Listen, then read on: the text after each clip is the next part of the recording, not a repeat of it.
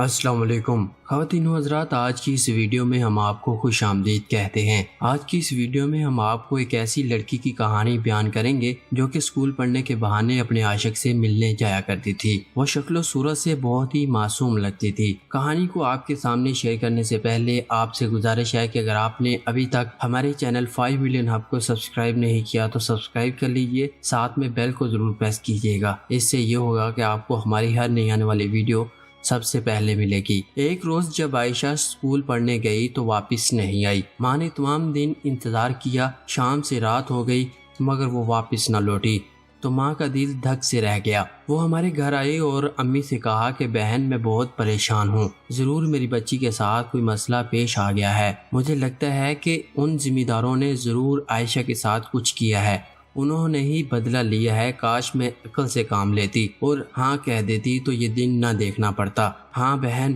تم نے ہاں کہی ہوتی تو عزت سے بیٹی رخصت ہوتی۔ بڑے لوگ انکار سننے کے عادی نہیں ہوتے۔ اب بیٹی بھی گئی اور بدنامی کا داغ بھی لگ گیا۔ خالہ جی آنسو پوچھتی چلی گئی۔ جب ہفتہ گزر گیا تو انہیں غشی کے دورے پڑنے لگے۔ اللہ جانے عائشہ پر کیا بیتتی ہے اور لوگوں کے سوال کا میں کیا جواب دوں گی کہ لڑکی کدھر گئی ہے۔ وہ رو کر امی سے اپنے دل کا حال کہتی اور امی چپ رہ جاتی۔ جب میری والدہ سے بھی محلے والی پوچھتی کہ عائشہ کہاں چلی گئی ہے تو میری امی جواب دیتی کہ اس کی شادی ہو گئی ہے، تو محلے بھر کے لوگ حیران رہ جاتے۔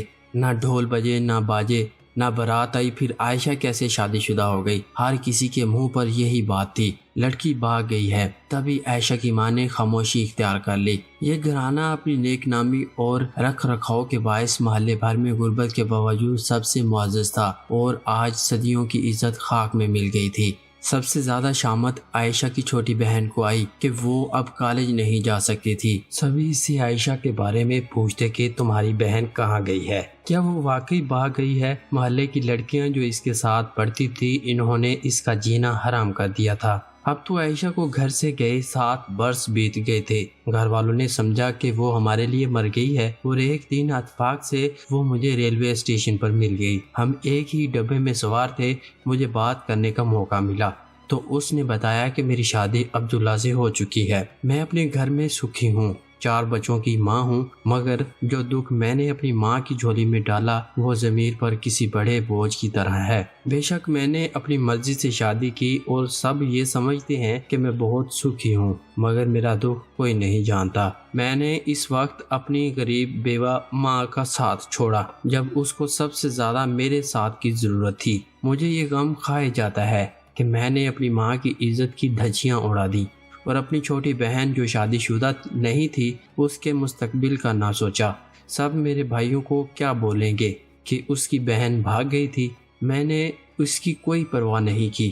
جب سے میرا تعلق میکے سے ٹوٹا ہے مجھے ایک دن بھی سکون نہیں ہے۔ سب کچھ ہوتے ہوئے بھی، اب سہولتیں میسر ہوتے ہوئے بھی، جو میں چاہتی تھی سب کچھ ملنے کے باوجود بھی مجھے ایک پل کے لیے بھی دل میں حقیقی چین اور خوشی نہیں ہے۔ بابل کا گھر چھوٹا بے شک ٹوٹا پھوٹا کیوں نہ ہو جنت سے کم نہیں ہوتا۔ اب سمجھ میں آیا کہ کیوں میری شادی شدہ بہنیں روز روز میکے آیا کرتی تھیں۔ وہ اپنے گھر میں سکھی رہ کر بھی ماں باپ کے گھر کی ٹھنڈی چھاؤں نہیں بھولتی تھیں۔ برگد کی چھت، نار کا درخت جیسی ماں جو ہمیشہ تپتی دوپہر میں بھی ان پر اپنی گھنی چھاؤں ڈالے رکھتی تھی۔ باپ کے فوت ہو جانے کے بعد وہ تو ماں کی دلجوئی کرنے اور ماں کا پیار لینے کے لیے آتی تھیں اور میں تھی کہ ہر وقت ان سے تنگ پڑی رہتی تھی۔ میں خوش قسمت ہوں کہ اچھا سسرال اور پیار کرنے والا شوہر ملا ہے۔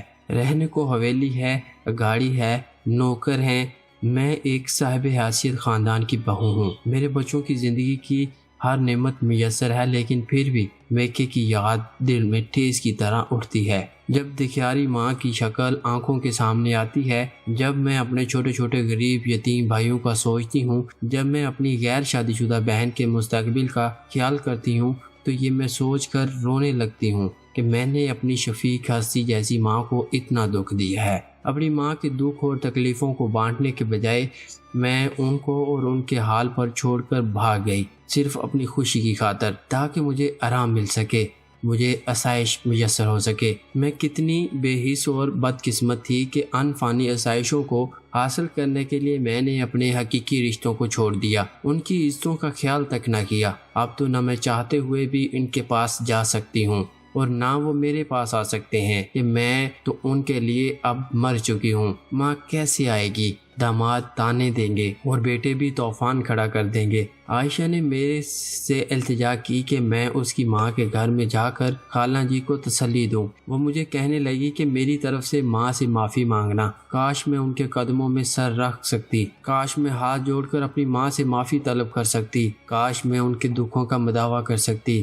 کون جانے زندگی کتنی ہے، زندگی کا کوئی بھروسہ نہیں، کیا پتہ میں کبھی اپنی پیاری ماں اور بہن بھائیوں سے مل بھی سکوں گی یا نہیں۔ بس یہی خیال دن رات مجھے پریشان رکھتا ہے۔ 6 ماہ بعد جب میں اپنے سسرال میں کے گئی تو خالہ جی کے گھر بھی گئی۔ میں نے انہیں بتایا کہ آپ کی بیٹی مجھے ٹرین میں ملی تھی، وہ بہت سکھی ہے، اس کے بچے بھی ہیں اور اچھی زندگی گزار رہی ہے، خوش و خرم ہے۔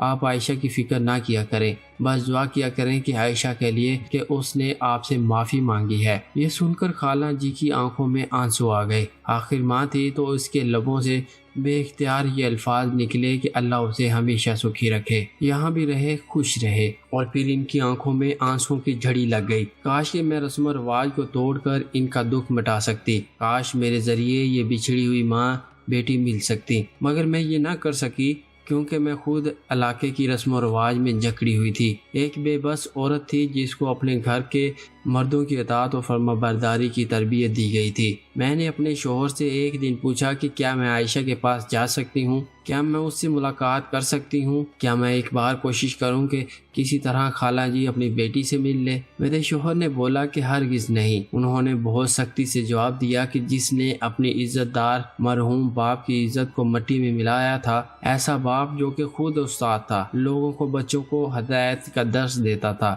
اپنی اس بیوہ ماں کی حرمت و ناموس کو اپنے پیروں تلے رون دیا ہے اور بھاگ کر اپنی مرضی سے شادی کر لی ہے۔ اپنے عیش کی خاطر ایسی لڑکی سے تم نام ناتا رکھنے کی بات کرتی ہو جس کو اپنوں نے اور اس سے کوئی ناتا واسطہ نہیں رکھا، جس نے اپنے ذاتی مفاد کی خاطر پیچھے مڑ کر بھی نہیں دیکھا کہ اس کے گھر والوں پر کیا بیتے گی۔ پیارے دوستو، جس نے کڑے اور مشکل وقت میں اپنی ماں کا ساتھ چھوڑ دیا، اپنی بہن بھائیوں کا ساتھ جوڑ دیا، جب وہ ان کی نہیں رہی تو تمہاری سے کیا دوستی نبھائے گی، تو تم آئندہ ایسی بات کا سوچنا بھی مت۔ اپنے شوہر کے کڑے تیور دیکھ کر پھر کبھی مجھے دوبارہ ان سے عائشہ کے بارے میں کچھ کہنے کی جرت نہ ہوئی، اور کہتے بھی تو سچ ہی تھے نا کہ معاشرے میں ایسی بہت سی مثالیں دیکھنے کو ملتی ہیں جب یہاں لڑکیاں یا لڑکے اپنے ذاتی مفاد کے لیے، اپنی خوشی کے لیے ماں باپ کو چھوڑ کر چلے جاتے ہیں، پیچھے کبھی مڑ کر بھی نہیں دیکھتے تو شاید کامیابی بھی ہو جائے، لیکن سب کچھ پا بھی لیتے ہیں، لیکن پھر بھی ان کے دلوں میں ہر وقت ایک کرب رہتا ہے کہ ماں باپ کا ساتھ نہ دیا۔ ان کے ہونٹوں پر تو چھوٹی سی مسکراہٹ ہوتی ہے، لیکن دل میں سکون اور خوشی نام کی کوئی چیز نہیں ہوتی۔ ماں باپ کی نافرمان بیٹیاں سب کچھ پا لینے کے باوجود بھی خالی دامن رہتی ہیں۔